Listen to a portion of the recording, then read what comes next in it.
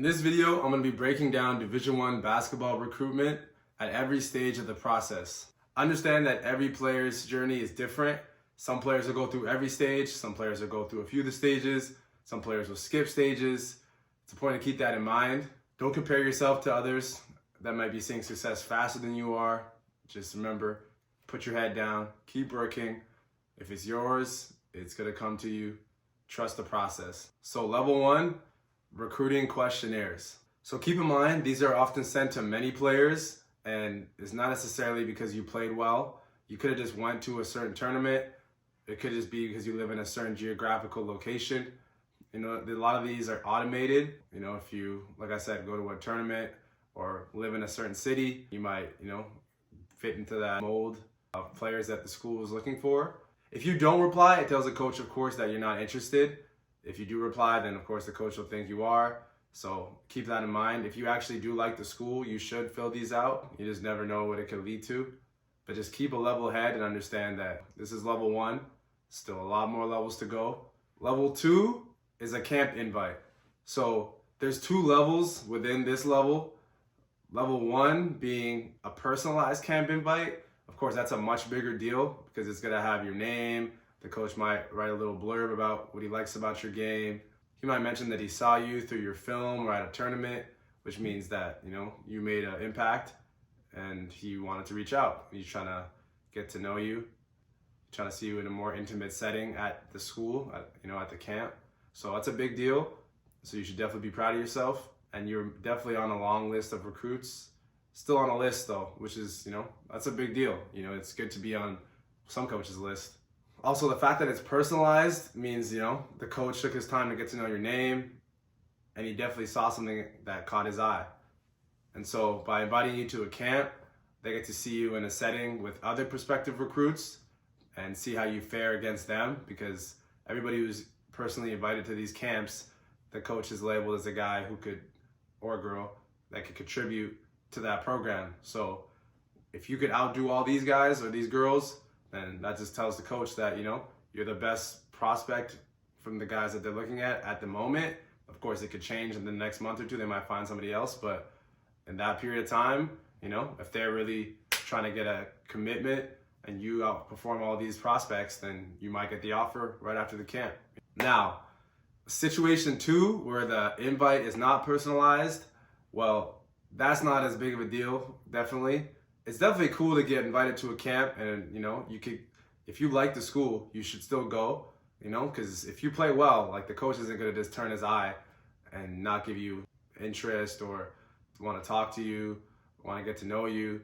So definitely still go if you're interested in the school, but just keep in mind that it's not a personalized camp invite, meaning that, a lot of other guys got that same invite, and so you got to really show up and show out when you go to the camp if you decide to. One thing about these camps is, the whole coaching staff is there, right?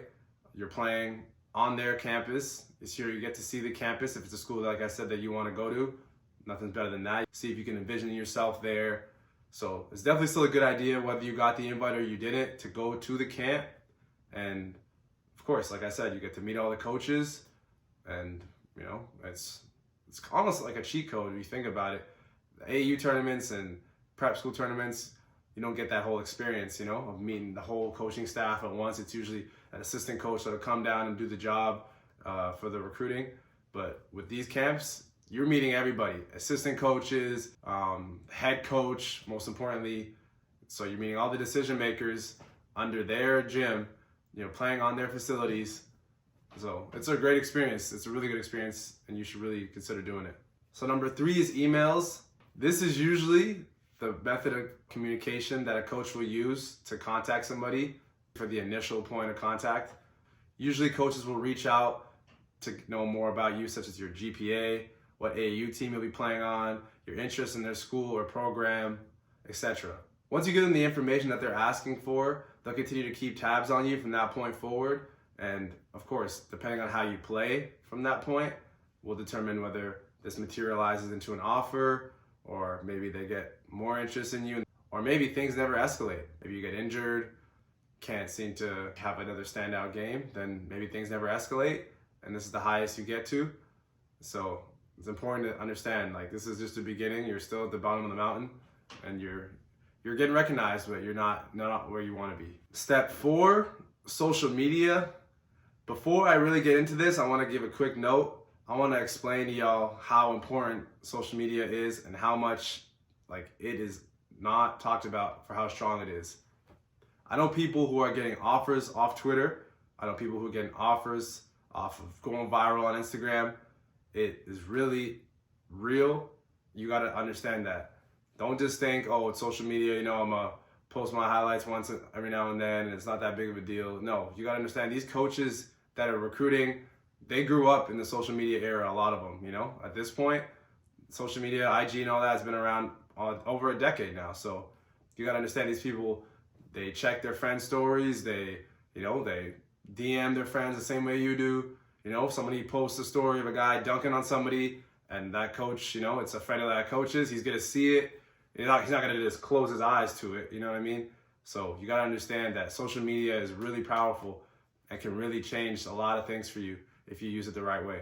So in my opinion, Twitter, or X as it's called now, is the most powerful one. I know so many stories of people who lived in Europe that, posted workouts or film, and then they got DM'd by D1 coaches. I would recommend that you take Twitter seriously. I don't know if there's a difference in terms of like why I feel there's a lot more coaches that are active on Twitter versus Instagram, but that could just be my experience. And also keep in mind that, let's say you post a video on Twitter or Instagram and you don't get the offer, but you get an AAU team or a prep school that's willing to give you the platform that you need to be seen by a high-level collegiate coach. Like, that in itself is really valuable as well. So keep that in mind, you know what I mean? It's not just about getting the offer right away. It's about sometimes just getting a school or an AAU team that plays in high-level tournaments to say, you know what, this guy's really good, and let's bring him on our team, and let's go travel. And then that, because you have that platform, might lead you to get your offer. Keep that in mind. Okay, so now let's talk about social media. So let's say a coach follows you on Twitter, right? That's great. Let's say they take it to the next level, which is actually DM you. That's even better. They want to get to know you. They're reaching out to you. So of course the follow is great, but the message is, of course, is a whole other level, because the coach is taking time out of his day to reach out to you that, he could be using for other things. The follow is 0.1 seconds, but the time he's taking to text you is, he's not doing that to everybody, that's for sure. So you're starting to stand out. You're climbing up the ranks. You got to keep pushing, keep going, just getting started. One thing I can't stress enough is use these social media platforms the right way. Do not post nonsense. Keep a clean image. You don't got to be posting about the thug life or whatever you want to talk about with your homies. Keep a clean image. It's so easy for a coach to want to write you off if you see something like that, because they can't bring in everybody. That's the reality of recruiting. Recruiting's hard enough. So doing dumb things like that, where you're posting crazy stuff, liking crazy stuff, a coach might go through your likes, you're not really giving yourself a chance. So just avoid that. Use your Twitter or your Instagram to the best of your abilities. Put your height, put your position, your school, your, everything you can. It's kind of like your resume, like in the job world. You need a resume to get a job, right? For basketball, social media, use that as your resume. Stage 5, we got text.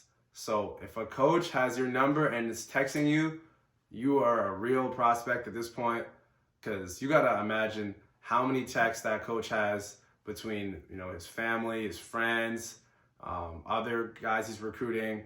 The last thing he wants is to add somebody to his phone that he's going to communicate with that, doesn't serve a purpose. If they're really interested in you, they're going to have you, on their phone texting you. And like I said, this is reserved for certain people, because just like you and everyone else, you can't be texting 40, 50 people a day. That's not ideal. And of course, show interest. If the coach is texting you, reply in a timely manner. Don't be taking 2-3 days to reply because maybe the coach did that to you. Not just, he's the one who has something for you. He's the one who has the offer to give you. So if he wants to take his time to reply, that's fine. Say the right things. Don't talk about some craziness. Don't be, rambling about some stuff that doesn't really matter. Just keep it focused on what you're trying to get out of this exchange, which is to get to know the coach, get to answer his questions, and to make yourself more interesting as a prospect. And of course, this goes without being said, but I've heard of this before. Don't give the number out to somebody else, and now that other person is texting the coach, talking about, hey, can I get an offer? Hey, can I? Nah. That is the worst thing you could do. It's unprofessional. Any coach that has to go through that is going to think this guy is crazy for giving out my number. So do not do that. Enjoy the fact that you have the coach's number. Text the coach and just keep it between you and the coach. If the other guy was a prospect, the coach should have reached out to him. So don't give out his number. Don't jeopardize your situation. So number 6, handwritten letters. This I haven't seen too much as of late, but I used to see it pretty often. Basically, the coach will write a letter, and he's using his handwriting, so that's his time, his effort, trying to give a kind of personal touch to the recruiting.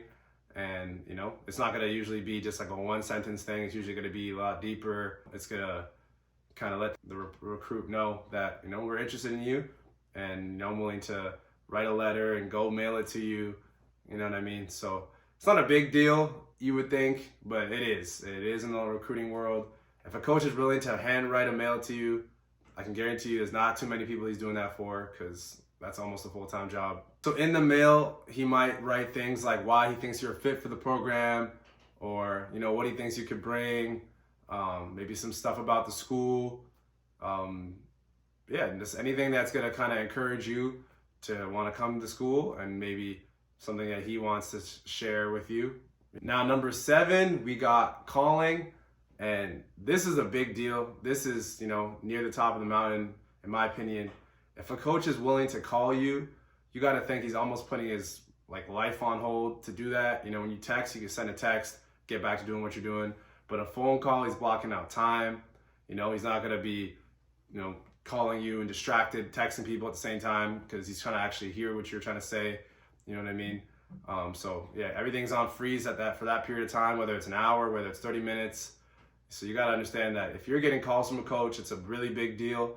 And this signifies that you're probably getting close to getting an offer. Most coaches, what they're trying to do from these calls is really build a relationship with you. You could say so much more in a phone call than you could over a few texts throughout a day. So with a phone call, you're talking a lot more about, different things, and, you get a good feel for each other. So for you as a recruit too, it's a big deal, because, you get to really see if you like the coach. If you're talking, multiple times or for a long period of time, you can tell pretty quickly if it's going to click or if it's not going to click. Of course, some people will kind of try to be a certain way over a phone call when they're recruiting a player, or, a recruit will kind of act a certain way to impress the coach. But even still, you could always kind of tell, whether you think it's going to be a fit or not. So the last step before the offer is in-person contact. Now, whether this contact happens as the first point of, conversation between you two, or if, let's say, you've been talking to the coach and then he decides to approach you at a tournament, in-person contact shows, hey, this is who I am. I want to talk to you. I'm here right in front of you. I'm telling you I'm interested in you. And, that's a big deal. That's a really big deal. Not every coach is going to go up to every single recruit they have and just tell them, hey, we want you. No, it's not going to happen. It's got to be a specific recruits out there, the ones that they have higher on their priority list. And, they're going to come talk to you, try to get to know you, maybe ask you what you're doing the rest of the season for AAU, if it's during AAU time where they speak to you. And so it's important also to understand that there are certain things coaches can't discuss during recruiting conversations, such as playing time promises, negative recruiting, improper benefits, financial details, inaccurate information about NCAA rules and eligibility requirements, scholarship information. So last but not least is the verbal offer. Now, this is what everyone is waiting for, and this signifies that you're almost at the top of the mountain, but you got to keep going. You're not there yet. Keep in mind that because the offer is made by the coach and not by the athletic department, it is not binding, meaning that you can both back out. It's not saying, hey, here's your offer, sign it right now. It's just a verbal offer. So you got to wait until signing date to put that into stone, but you are not legally committed to each other until that NLI is signed. You will normally be given a deadline to commit within a week or so. However, if you are in need of more time because you're talking to other schools, then that's perfectly acceptable to ask, and most schools will give you that time. Also, if you are talking to other schools, as mentioned, you should let them know that, hey, I've verbally committed to whatever school it is. And if those schools are interested in you, they might see that as, hey, damn, like, we might lose this guy. So let's hurry up and give him a verbal offer and see if he, he's willing to back out of the other one and verbally commit to us. So it's a good kind of like leverage play. Like, hey, I got this school willing to sign me. I committed to them verbally. But, if you guys want to turn around and give me an offer, I could back out of them. Let me know. You see a lot happen. A lot of guys who get an offer from a school that they don't like as much. Once a bigger school that they like sees that, they might get the offer from them, and then now they're leaving them to go play for the school that they like more. Another way to kind of leverage your offer is to go on social media and all that and let the world know, hey, I've verbally committed to whatever school. And like I said, if the schools that are recruiting you see that, they're going to think, we don't want to lose this guy. Or maybe they don't care. Maybe they're cool with you going to that school. And so it is what it is. But it's a good last-ditch effort if you really want to get an offer from your dream school and the school that you verbally committed to isn't that dream school, to, hey, put it out on social media and see, if anything comes out of it. Now, of course, after you verbally commit, it's a good idea to reach out to the coach, let them know, hey, thank you for this opportunity, be grateful for it, as you should be, and, come in ready to work. It's Division I, it's very competitive. You're not guaranteed nothing. You gotta earn your keep. So you got the offer, you've signed, cool, but, this is just the start of the new journey, which is to make it at that level. Because if you have pro aspirations, you gotta thrive at the Division I level. Now that you have a better understanding of how recruiting works, it's important to understand, as mentioned at the beginning, to just focus on your race. Don't focus on other people maybe skipping steps or, jumping straight to the offer. Focus on the journey. That's where all the growth happens. That's where all the fun happens. So if you do the right things, you will be rewarded. And just keep working, put your head down, and lock in.